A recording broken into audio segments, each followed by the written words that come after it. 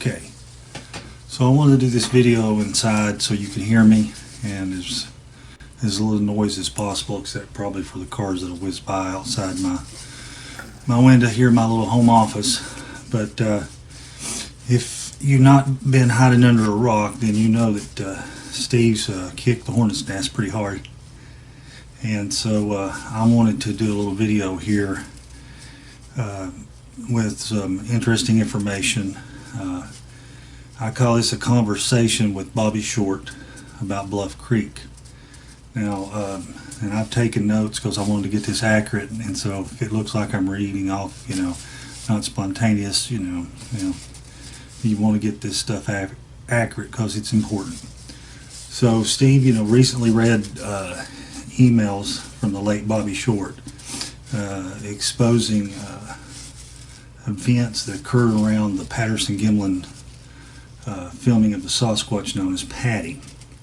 Now, Bobby and I were friends. We exchanged emails for many years, and she was one of my mentors, I guess you could say, in this deal, and helped me quite a bit. And we had some pretty lively conversations. We didn't agree on everything, and she had her theories and I had mine, and we would definitely have spirited debates. But she was an extremely intelligent woman, and because of this, she helped me learn. It's like iron sharpeneth iron, and so our clashes were friendly and always in good nature, but it always made me think. She always was pushing the boundaries with me and making me think about different things and different possibilities and different theories and things. So really enjoyed our friendship. It was a great loss when she passed. So and also at one time Bobby was actually a member of North American Bigfoot Search. That's David Patti's organization, and that I belonged to, and she was also a member for a little while at the very beginning when I was as well. And then in September of 2011 she resigned from NABS, but her and I we continued to talk, and phone calls and emails, etc., messaging and those sort of things. That kept going, and we continued our friendship. So that's where we get down to a phone call or a conversation we had. She had been hinting around about the Patterson film and dropping hints and telling me to be careful that what I believed and who I supported.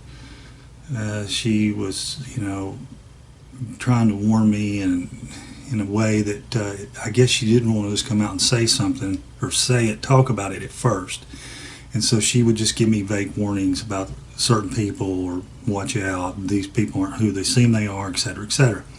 And then finally she broke down, and during a phone call, because I kind of pushed back at her, and I'm like, I don't understand why you're dropping these hints. And so she just kind of spilled the beans to me in a phone conversation. During this conversation, unfortunately there was nothing in writing, and she told me during this conversation what happened at Bluff Creek, or what she knew about what happened at Bluff Creek. And she, there was nothing in writing. It was just a conversation between her and I, and she told me, and then that was pretty much it. I mean, after that, she didn't want to talk about it much, and I mean, there was a few references to it in emails and conversations, but it was just minor stuff that she would mention from time to time. So it was it was very difficult for her. During this phone conversation, she broke down in tears more than once, and what she had seen, and it was my understanding that she's seen this missing video, or I guess it wasn't video at that time, it was film, but she's seen the missing film, and it made quite an impact on her. And she's also talked to people that were there and in the know, and that told her the truth about what happened. And so even in 2011, 12, 13, when we had these conversations, it was still very upsetting to her and very personal, it seemed like to me. I mean, she was just, seriously, she couldn't talk. She broke down in tears to the point where she had to pause for a few moments before she could continue telling the story when she would get to certain graphic or horrific things. So I'm just going to go over the facts as they were told to me by Bobby Short. This is what she told me during the phone call.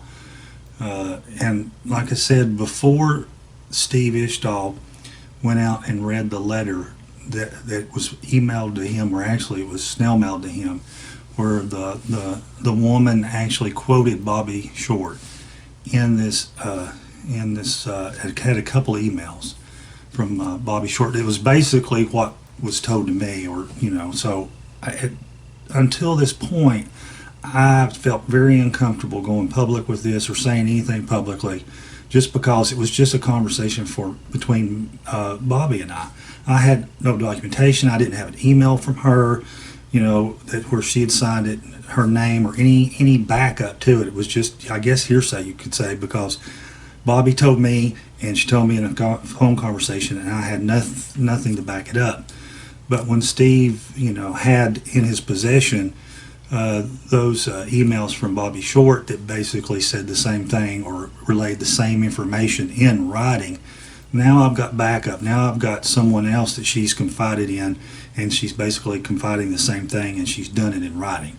So if you're asking yourself, well, why are you coming out with this now? Well, that's why. Now I have some backup to this. This is just not some story Scott's pulled out of his hiney to tell people to try to get, some glory or be a glory hog or anything else.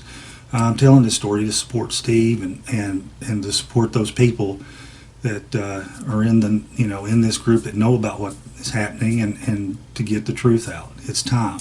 People like M.K. Davis and other people have been called wackos and idiots and fools for telling what they know, and it's time to say, hey, I have no dog in this hunt, so to speak, but I was, Bobby confided in me and told me what she knew, and so I'm going to go ahead and just tell everybody, this is what she said. So, again, like I said, I went through, and the best of my recollection, took some notes about the conversation, and I'm just going to bullet point it and be very precise. And so during the conversation, the first thing she told me is there was a group of professional hunters from Canada that came into the Bluff Creek area where logging was taking place. They had a specially trained dog that was not afraid of the Sasquatch and would and could track them. And it was a very vicious, dangerous attack dog. She said these hunters specialized in confidentiality and removing Sasquatch problems. That basically, if you were, in a timber crew or road crew or some sort of construction in sensitive areas, and you had a Sasquatch problem, these people had done this multiple times and were specialized in coming in and killing the Sasquatch and then removing them confidentially, not involving the authorities, basically they would get rid of your problem. And of course, I'm sure they were paid handsomely.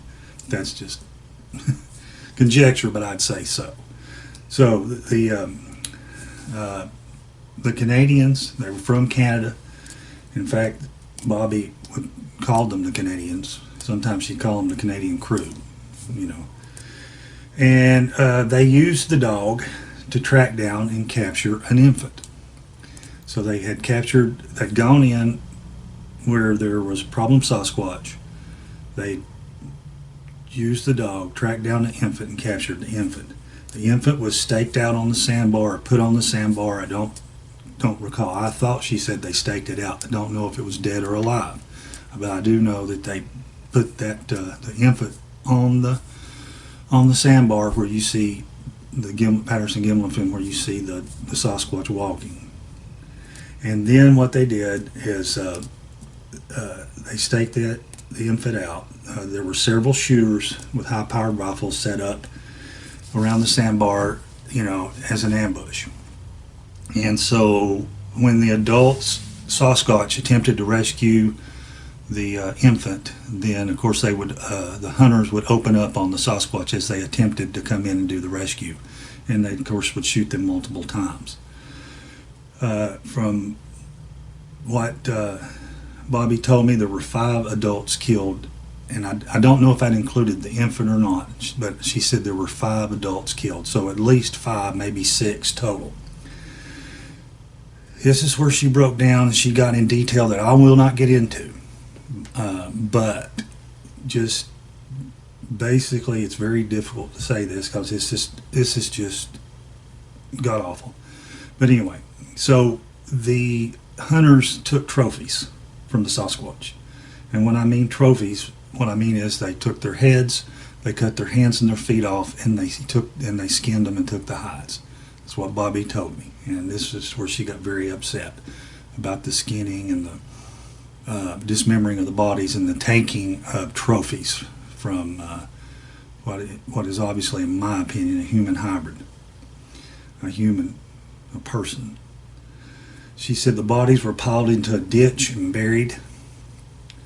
She said that Patterson and Gimlin were allowed to make their film as part of some sort of arrangement. She was very evasive when I asked her about their involvement, other than she was adamant that they weren't part of the shooting or the hunting crew, but they were there and they know what happened, and part of whatever deal that they were into, whatever it was. She wasn't really, like I said, she's very vague, other than adamant that they weren't involved with the hunters as far as the shooting or killing.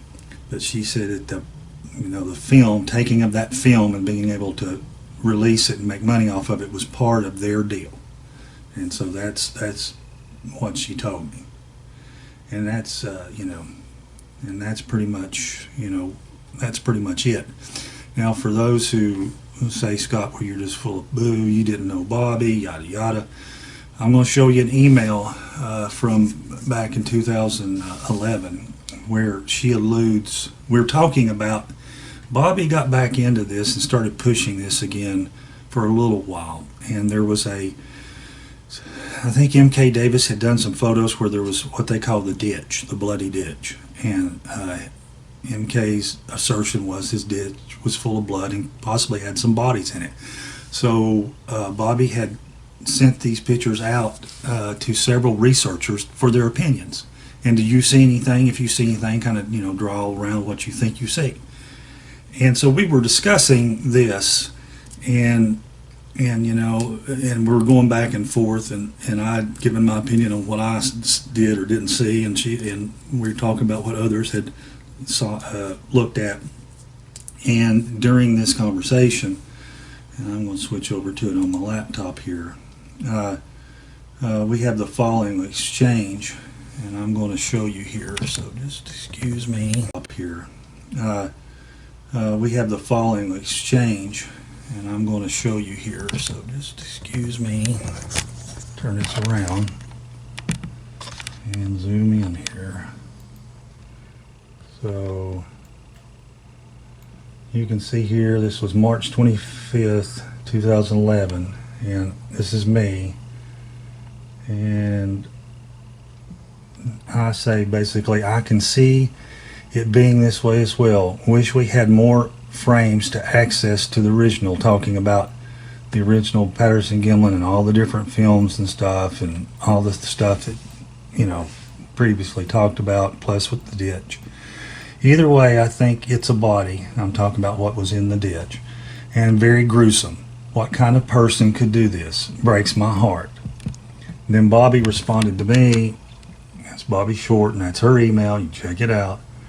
And she said, I feel the same way, Scott. Was I wrong to bring this research Was I wrong to bring this to research attention? As bad as I feel scared for the principals involved. Maybe I shouldn't. Maybe I should pity men who would do such a thing and then lie about it for 43 years. I don't know.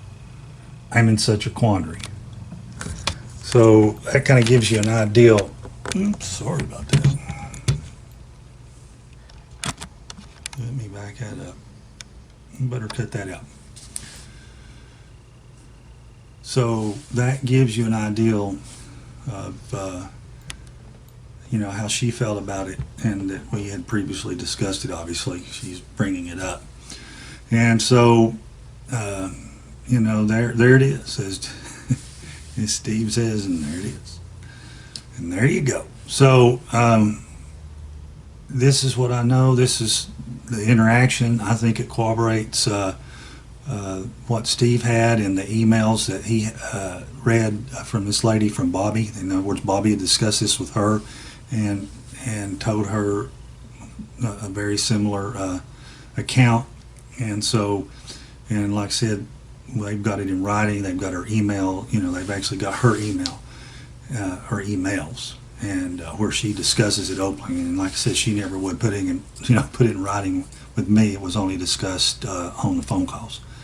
So there it is. I hope that this broadens your knowledge and gives you another bit of the truth, and helps you as you're forming your, what you think about this situation and all that's going on. Just trying to provide the truth, trying to give you what I've been told from a great gal and a real pioneer in the Sasquatch research world, and just a great person, and that was Bobby Short.